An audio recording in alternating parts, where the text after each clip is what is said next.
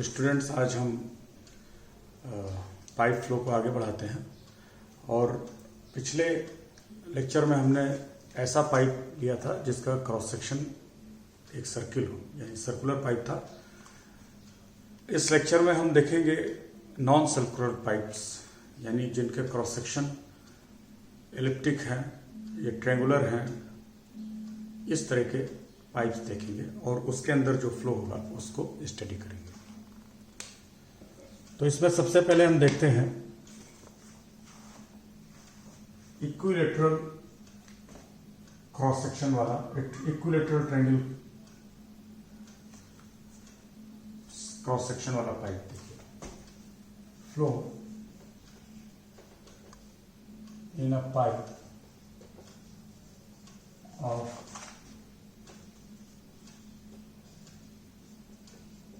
equilateral triangular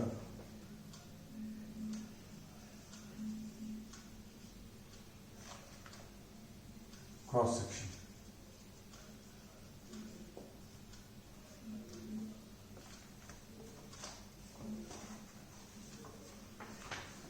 तो एक pipe है जिसका सेक्शन एक ट्रायंगल है, और ये जो पाइप है इसमें हम इसको वाई एक्सिस और एक्सिस जो पाइप की है वो जेड एक्सिस के नाम ले लेते हैं ये, और एक्स एक्सिस इन दोनों के परपेंडिकुलर, यानी इस डायरेक्शन में ऐसे लेंगे। तो म्यूचुअली परपेंडिकुलर एक्सिस है। यहां पे कार्टेशियन कोऑर्डिनेट सिस्टम को यूज कर रहे हैं, और इस ट्रायंगल को यहां देखिए इस तरीके से है। इक्विलैटरल ट्रायंगल है, इक्विलैटरल ट्रायंगल जिसके तीनों साइड सेम है, लेंथ उनकी सेम है। ये वाई एक्सिस हुआ, ये जेड एक्सिस हुआ बोर्ड के परपेंडिकुलर, और ये एक्स एक्सिस हुआ इस तरीके से। तो ये जो जेड एक्सिस है ये यहां पे ऐसे समझिए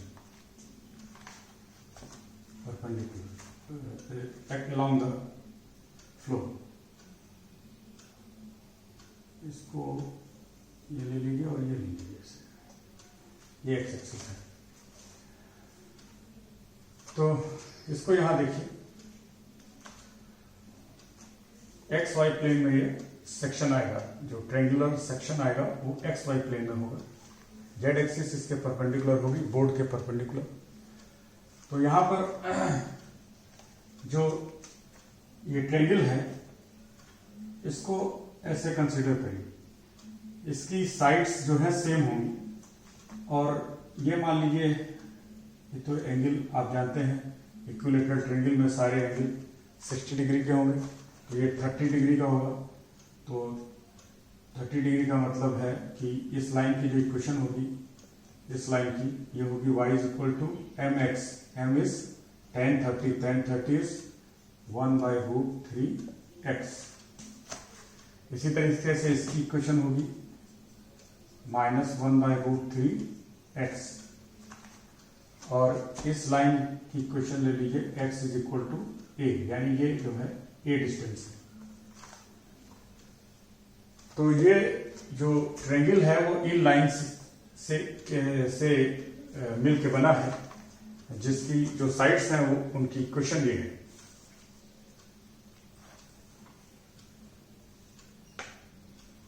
तो जो फ्लो है वो इस तरीके का है।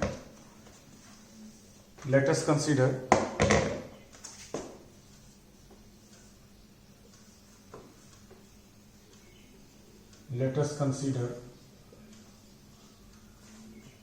laminar study flow of a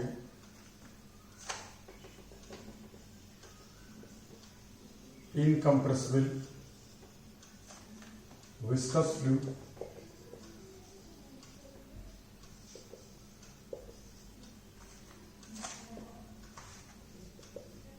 in a tube of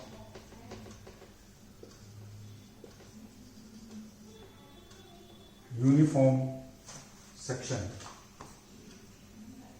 in a tube of uniform cross, in a tube of equilateral triangular cross section. Let us consider laminar steady flow of incompressible viscous fluid in a tube having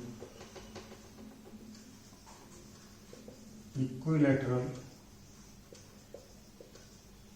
triangular cross section. Equilateral triangular cross section.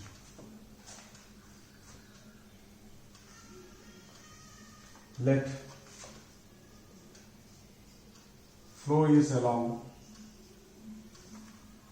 z-axis, axis of cylinder.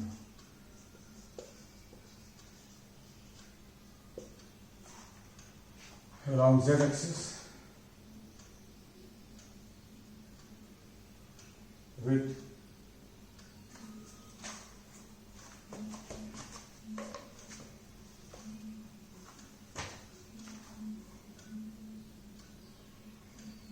which is due to applied constant pressure gradient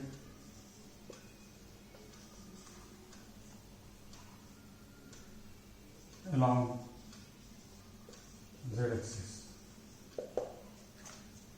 z-axis के along pressure gradient applied है और वही fluid के flow का cause है, कारण है।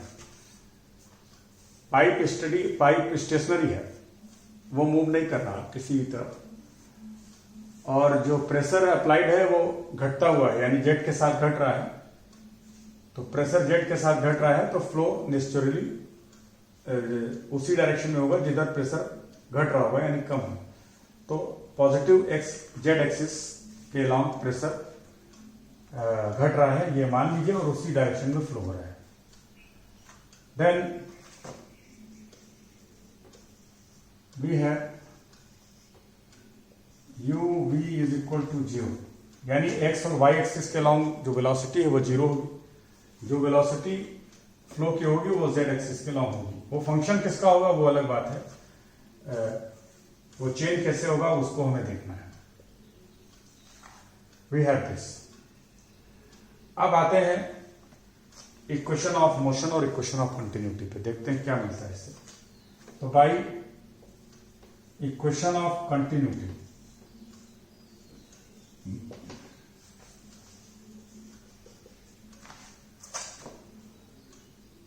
for incompressible fluid equation of continuity is this, which is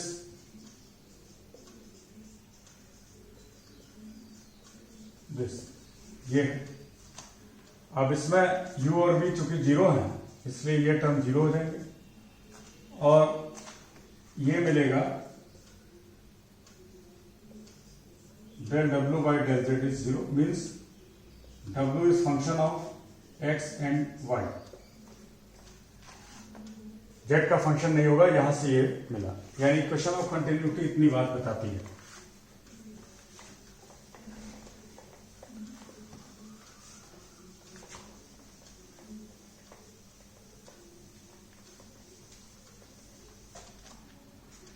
अब देखते हैं Navier-Stokes equation, equation of motion.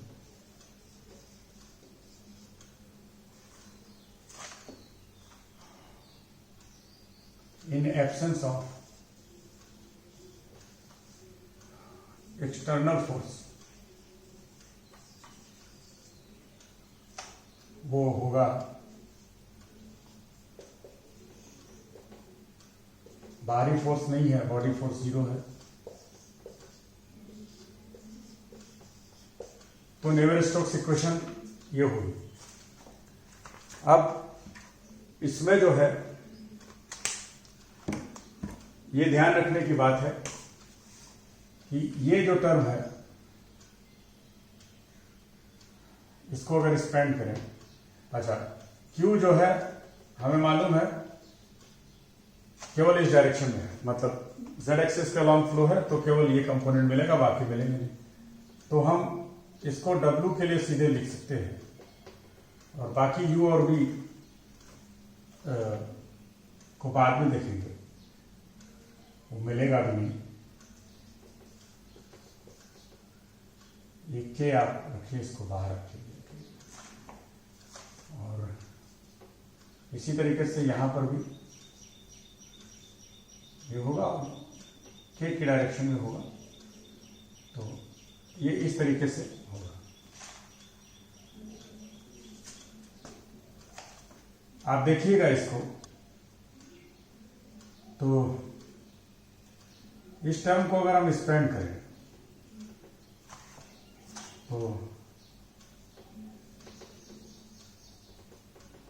और ये जो होता है ऑपरेटर, ध्यान देखिए, ये जो ऑपरेटर होता है that is del by del T Q dot del, ये होता है del by del T Q dot del में होगा U del by del X, V del by del Y, W del by del Z, ये चीज होती है।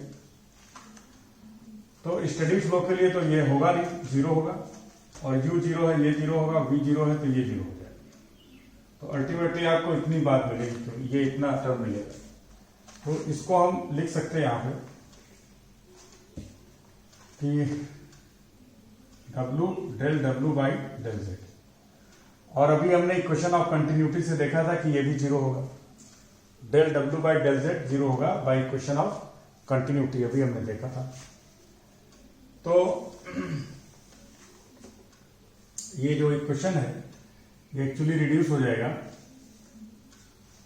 ये टर्म मिलेगा नहीं, ये टोटली जीरो हो जाएगा। तो भी है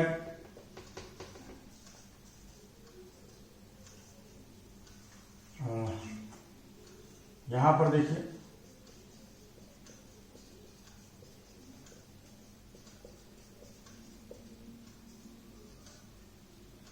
और ठीक डायरेक्शन, तो यहां पर भी जैसा बताया कि del by del Z of U और डब्ल्यू इज जीरो, तो ये वाला टर्म नहीं मिलेगा यहाँ पे। अच्छा, ये के लॉन्ग है और इसमें del by del P del X और डेल बाई डेल वाई और del by del P by ये जो है ये होगा।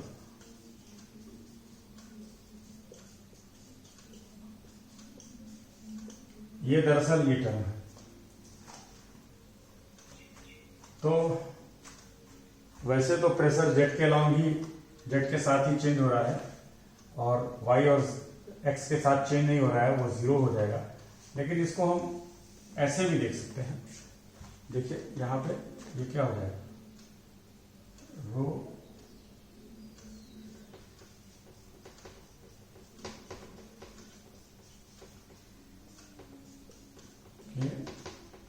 इधर आके प्लस हो जाएगा और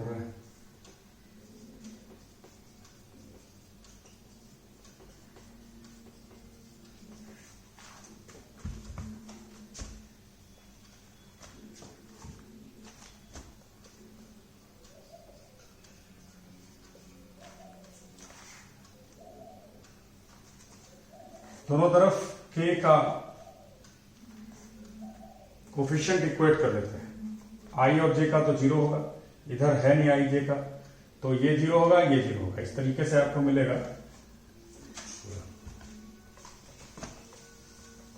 इक्वेटिंग कोफिशिएंट ऑफ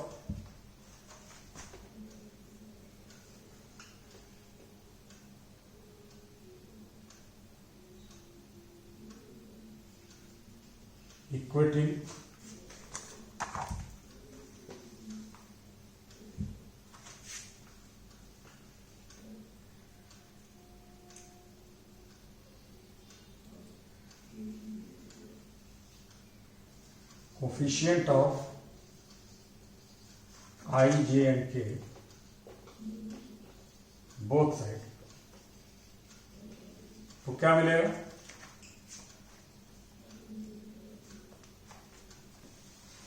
देखिए यहां से del P by del X is 0, del P by del Y is 0, ये दो चीजें, दो इक्वेशन मिलेंगे। और तीसरी हमको क्या मिलेगी के के लिए, म्यू बाई रो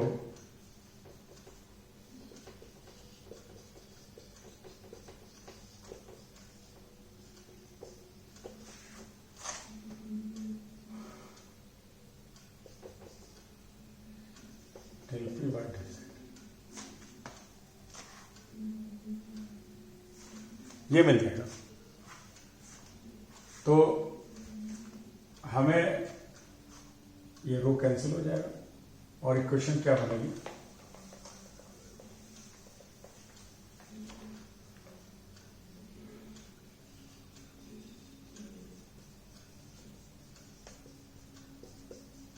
ये बनेगी।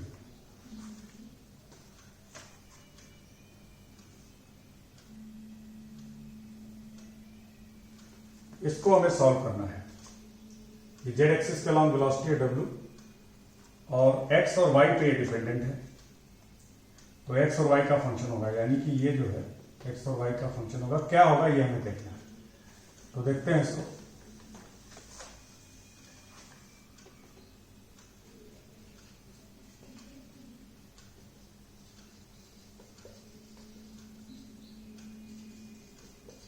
ये है, इसको सॉल्व करना है।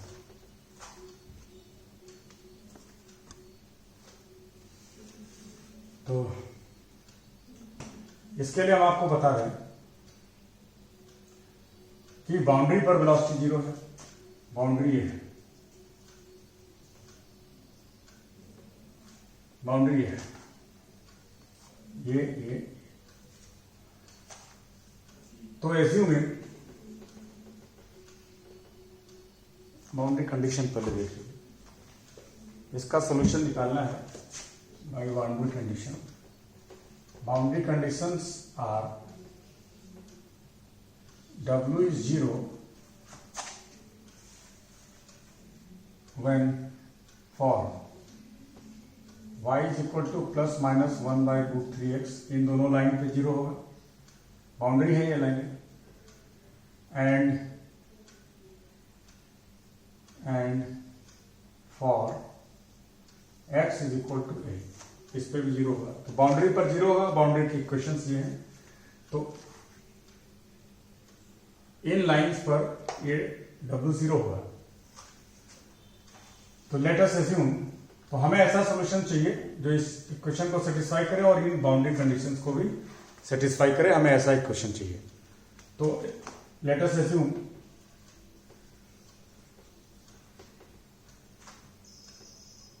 solution of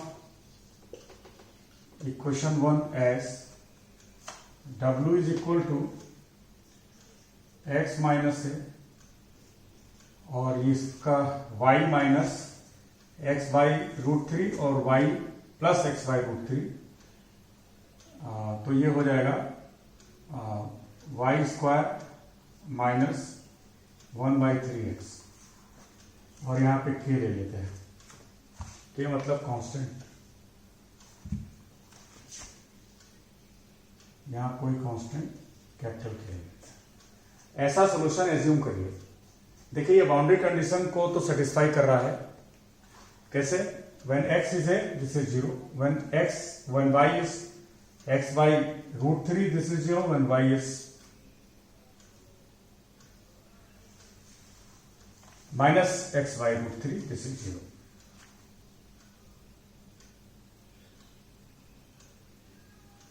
तो बाउंड्री कंडीशन को सेटिस्फाई करता है। बात यह कि इस इक्वेशन को सेटिस्फाई करता है कि नहीं करता है। अगर इस इक्वेशन को भी सेटिस्फाई कर जाए तो ये इसका सॉल्यूशन हो जाएगा, तो ये इसका सॉल्यूशन हो जाएगा। अब बात यहां पे ये उठती है, क्या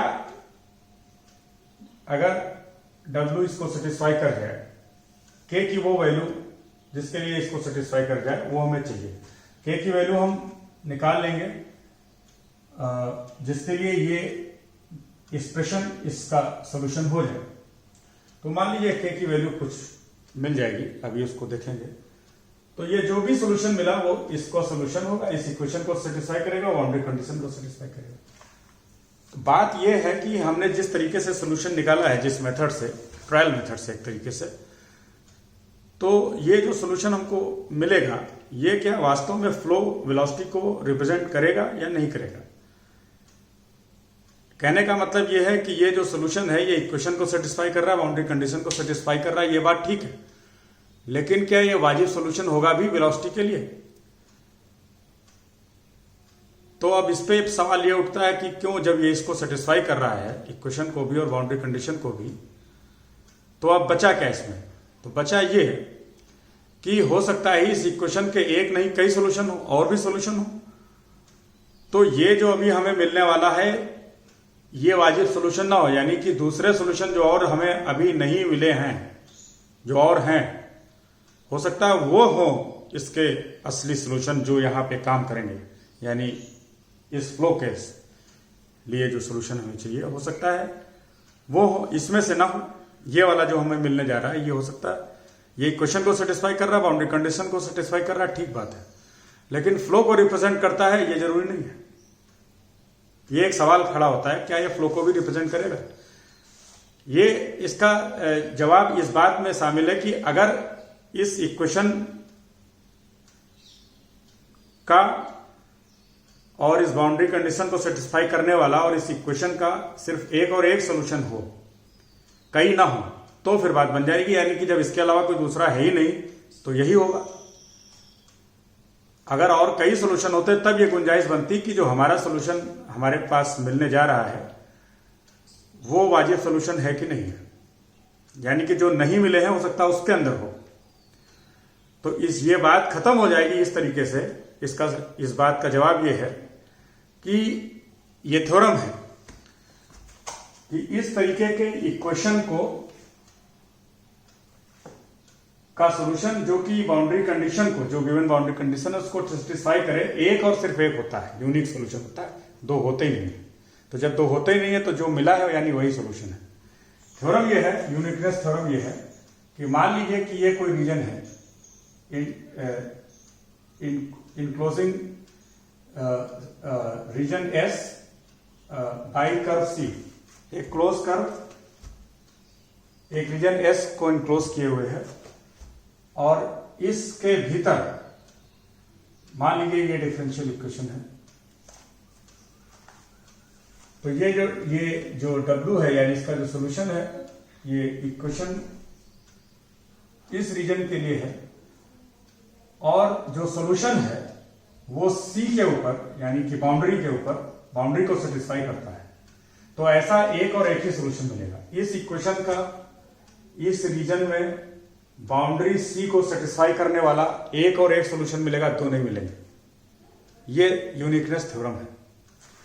तो जब थ्योरम कहती है एक ही मिलेगा, दो मिल ही नहीं सकते हैं सॉल्यूशन इस तरह की इक्वेशन के जो कि बाउंड्री कंडीशन को सेटिस्फाई करे, यानी बाउंड्री पर को भी सेटिस्फाई करे जो भी कंडीशन है, तो दो सॉल्यूशन नहीं होंगे, एक ही होगा। जब एक ही होगा तो एक तो हमको मिल रहा है और वही यूनिक होगा, दूसरा कोई है नहीं। इसलिए जो सॉल्यूशन हमें मिल रहा है किसी भी मेथड से मिल रहा है, हिट एंड ट्रायल से मिल रहा है, जैसे मिल रहा है,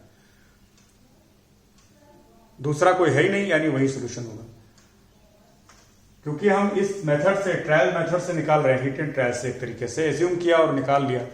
तो एज्यूम किया और निकाल लिया में ये बात नहीं आ रही है कहीं पर कि ये इस फ्लो को भी रिप्रेजेंट करेगा,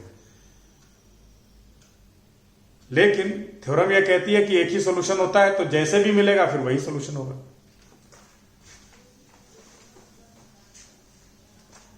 तो यहां पर हमने ये एज्यूम किया, तो बाउंड्री कंडीशन को सेटिस्फाई कर रहा है, बचा इक्वेशन को सेटिस्फाई कर रहा है कि नहीं। तो हमने के की हम वो वैल्यू निकालेंगे जिसके लिए इसको भी सेटिस्फाई करेगा। तो इसका derivative with respect to x 2 times और इसका derivative with respect to y 2 times निकाल के इसमें रखेंगे और के की वैल्यू निकालेंगे। ये हम करने जा रहे हैं।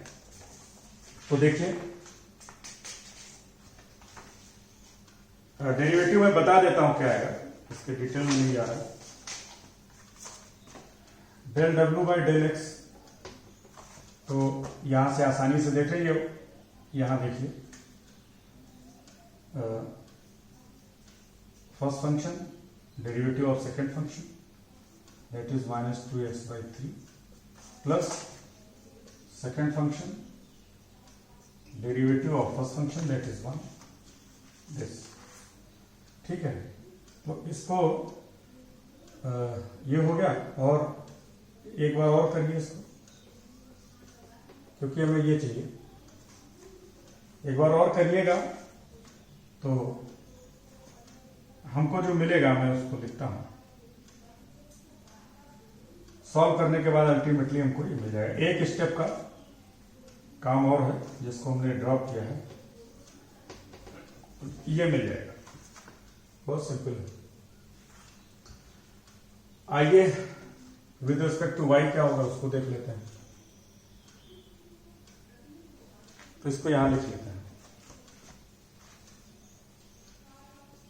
वाई के रिस्पेक्ट में डिफरेंशिएट करेंगे। वाई तो केवल यहां पे है, तो इसका एक बार डेरिवेटिव लेंगे 2y आएगा, दूसरी बार लेंगे 2 आएगा। तो ये बहुत ही सिंपल है। तो दैट इज 2kx माइनस ए। ये सीधे सीधे दिख रहा है यहां पे। अब ये दोनों वैल्यूज को यहां पे सब्स्टिट्यूट करिए।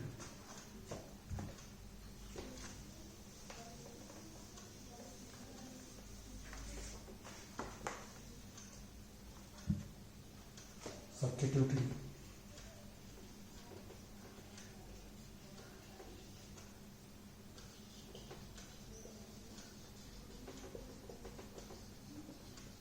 We get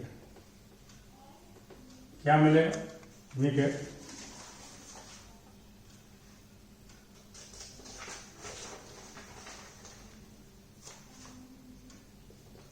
k is equal to 3p/4a mu. p क्या है? p is minus del p/del z। इसको कहा है क्योंकि ये घट रहा है तो ये एक्चुअली नेगेटिव होगा, नेगेटिव के साथ ये मिलकर पॉजिटिव हो जाएगा। We have this. Capital P is this. अब सॉल्यूशन क्या होगा? So velocity of the flow is, velocity होगी W is equal to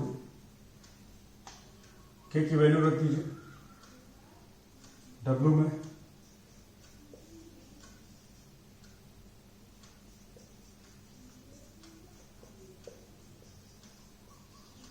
this is the solution. ये वेलोसिटी है इस फ्लो की। इसको आप चेक कर सकते हैं। एक्स ए पर ये 0 होगा, इन लाइन पर ये 0 होगा, और इस इक्वेशन को सेटिस्फाई करेगा। ये वेलोसिटी होगी। हम फ्लो रेट और निकाल लेते हैं इसमें। फ्लो रेट जैसा आपको बताया था कि 1 सेकेंड में इसके क्रॉस सेक्शन से जितना फ्लूइड वॉल्यूम पास होगा वो होगा। तो flow rate is Q is equal to कितना पास होगा? ये देखिए,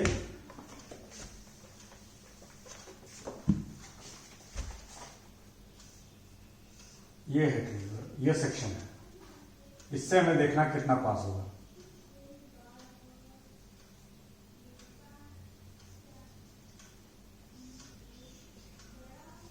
ये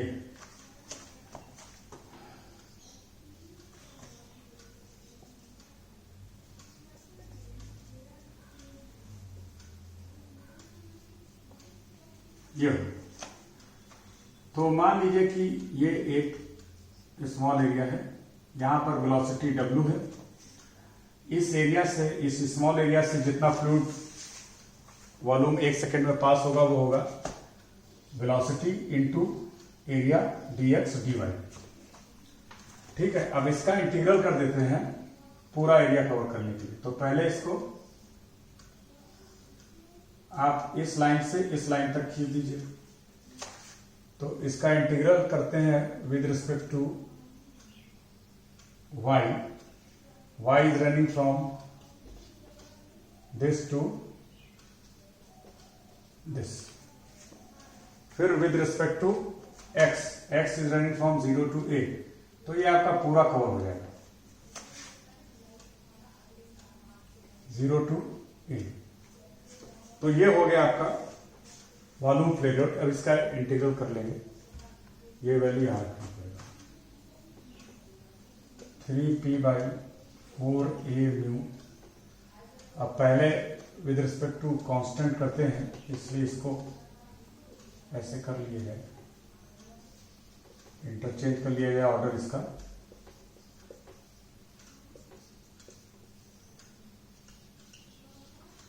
और y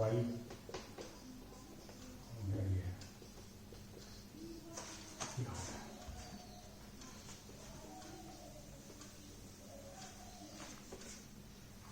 तो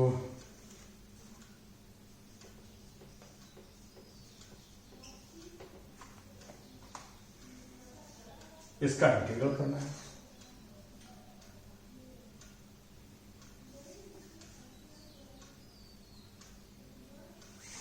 पहले विद रिस्पेक्ट टू y करना पड़ेगा, क्योंकि वेरिएबल के रिस्पेक्ट में पहले करते हैं। तो x और y इंटरचेंज, पहले विद रिस्पेक्ट टू y भी करना होगा। वेरिएबल लिमिट्स जिसकी होती हैं पहले उसके रिस्पेक्ट में करते हैं, और फिर कांस्टेंट लिमिट के रिस्पेक्ट में, यानी कि यहाँ पे x। पहले विद रिस्पेक्ट टू y करेंगे, तो इसका integral with respect to y क्या होगा, y³/3, बाकी सब एज इट इज रहेगा क्योंकि वो कांस्टेंट की तरह ट्रीट करेंगे। तो इसके हम steps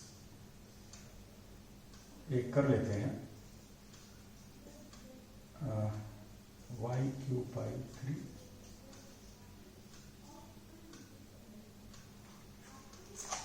into y dx, and y की जो लिमिट है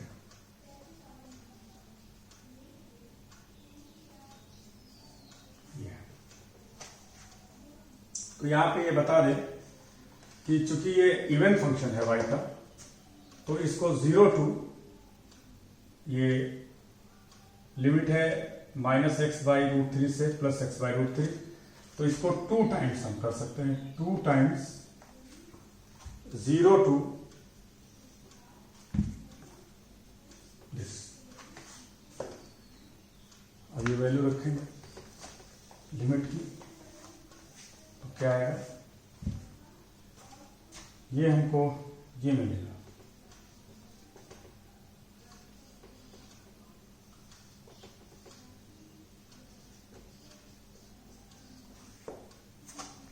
वह आएगा,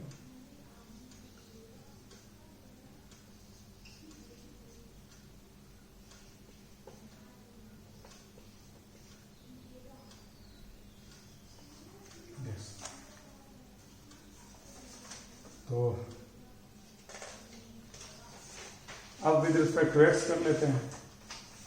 उससे पहले इसको सॉल्व करने की जरूरत है।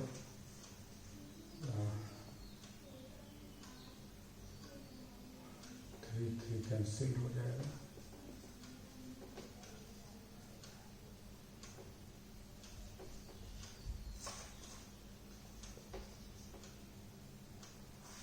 -2/p 2/3 x³/√3 dx।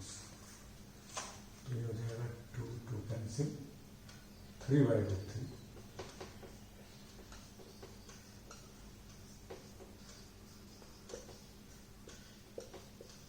ये मिल जाएगा।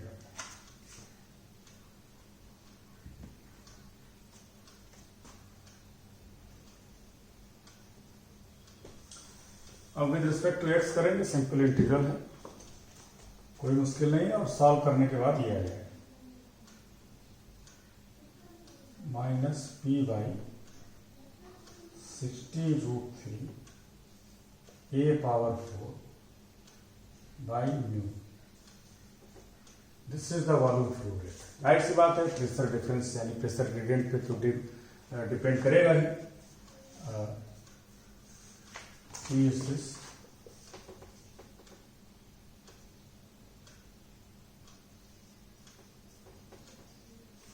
इस पे तो डिपेंड करेगा, इसको बढ़ाएंगे बढ़ जाएगा।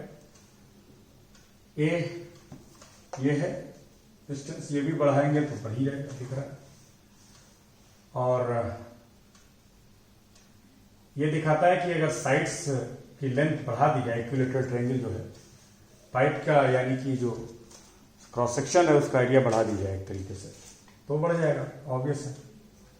और डेंसिटी, ये विस्कोसिटी बढ़ने पे घट जाएगा फ्लो, जब फ्लूइड गाढ़ा हो जाएगा, विस्कस ज़्यादा होगा तो फिर फ्रिक्शन ज़्यादा होगा, कम हो जाएगा। तो ये जो है हमारा फ्लो रेट है। इस इक्विलेटरल ट्रायंगुलर क्रॉस सेक्शन वाले पाइप से जो फ्लो होगा ये उसके लिए था। इसी तरीके से अगर क्रॉस सेक्शन इलिप्टिक हो तो भी हम कर सकते हैं, ऐसे ही कर सकते हैं जैसे ट्रायंगुलर केस को हमने किया है। तो if cross section is elliptic, elliptic में मतलब जो पाइप है मान लीजिए उसका सेक्शन एक इलिप्स हो, सर्किल नहीं इलिप्स हो, एक इलिप्स हो। तो मान लीजिए वो इलिप्स ये है, यहां पे दिखाया हमने, ये एक्स है, ये वाई है, और एक्सिस जो है पाइप की जेड एक्सिस के अलावा है। ऐसा केस है तो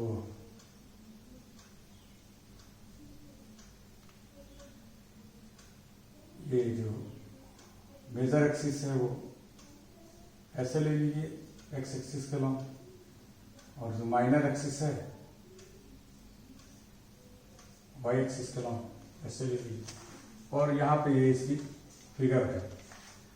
तो यहाँ पर जो बिल्कुल वैसे ही करेंगे जैसे अभी पिछला केस किया है, इक्वेशन ऑफ मोशन हमें ये मिल जाएगा, ठीक है। सेम कंडीशन से जेड एक्सिस के लॉन्ग फ्लो हो रहा है और प्रेशर जेड एक्सिस के लॉन्ग अप्लाइड है, स्टडी फ्लो है, इनकम्प्रेसिबल फ्लूइड है, ये सब बातें वही है। तो वैसे ही यहां पर जो हमारा बाउंड्री है उस वो ये है, ये इलिप्स है बाउंड्री, और इक्वेशन ऑफ मोशन यानी नेवियर-स्टोक्स इक्वेशन ये मिलेगी हमें। ये हम जैसे हमने पिछले केस में पता किया था वैसे ही हम इसको लिख सकते हैं, और P is what, P is minus dP by dZ, pressure gradient, ये देख सकते हैं। इतनी बात तो वही मिल जाएगी, और बाउंड्री यहां पे ये है। तो यहां पे जो सोल्यूशन है वो हम इस तरीके का एज्यूम करेंगे। Let us consider solution of the form W is equal to K, और ये 1 minus x square by A square minus Y square by, ऐसा सोल्यूशन हमने एज्यूम कर लिया। इस बाउंड्री पर आप देख सकते हैं कि ये जीरो होगा, वेलोसिटी जीरो होगी, तो बाउंड्री पर वेलोसिटी जीरो होगी, नो स्लिप कंडीशन। अब k की वैल्यू पता करने के लिए इसका 2 बार differentiation with respect to x और 2 बार विद रिस्पेक्ट टू y इसमें सब्स्टिट्यूट कर दीजिए और k की वैल्यू पता कर लीजिए, तो वो हमको ये मिलेगी, we can find k as, method वही रहेगा जैसे पिछले केस में हमने किया है, ए स्क्वायर बी स्क्वायर ए स्क्वायर प्लस बी स्क्वायर, ये सोल्यूशन हम ये के मिल जाएगा, और इस तरीके से ये हमको वेलोसिटी पता चल जाएगी। तो ये वेलोसिटी होगी। अब वॉल्यूम फ्लो रेट भी वैसे ही निकाल लीजिए जैसे पिछले केस में किया था, तो वो वैसे ही Q is equal to what, velocity into dx dy, और एक्स वाई कहां से कहां वेरी करेगा, है ना। इसमें y इज रनिंग फ्रॉम, ये है क्वेश्चन,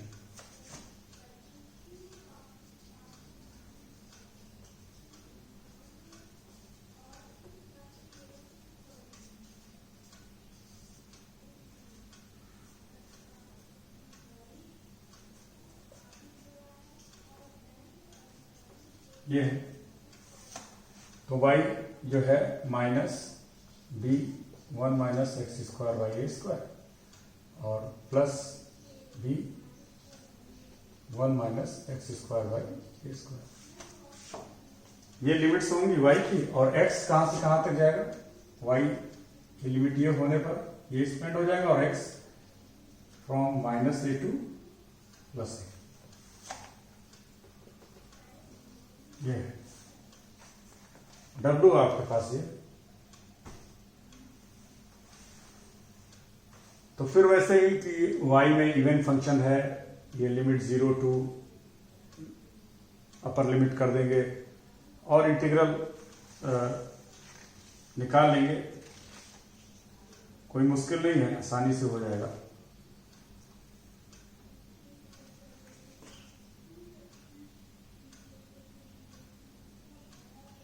थोड़ा इंटीग्रल करना पड़ेगा, थोड़ी सी मेहनत होगी इसमें, लेकिन कोई ऐसा मुश्किल भी नहीं है कि सॉल्व ना हो पाए, बड़ी आसानी से। थोड़ा लेंदी होगा, 1-2 स्टेप जाना पड़ सकता है, लेकिन हम उस डिटेल में नहीं जा रहे हैं, उतना डिटेल में नहीं जा रहे हैं क्योंकि जरूरत नहीं है। लेकिन इंटीग्रल आराम से कर सकते हैं आप।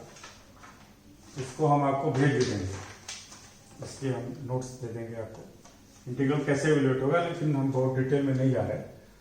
और जो भी प्रोसीजर है इंटीग्रल सॉल्व करने का, वो हम आपको नोट्स में दे देंगे।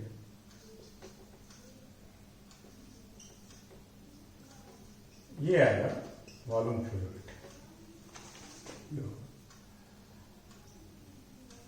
तो ये था ऐसे पाइप में फ्लो जो कि नॉन सर्कुलर हो, यानी कि एलिप्टिक और इक्विलैटरल ट्रायंगुलर क्रॉस सेक्शन वाले पाइप में viscous flow, study viscous flow. तो ये हो गया पाइप फ्लो। अब हम आगे जो है देखेंगे नए टॉपिक में नए तरीके का फ्लो। Thank you.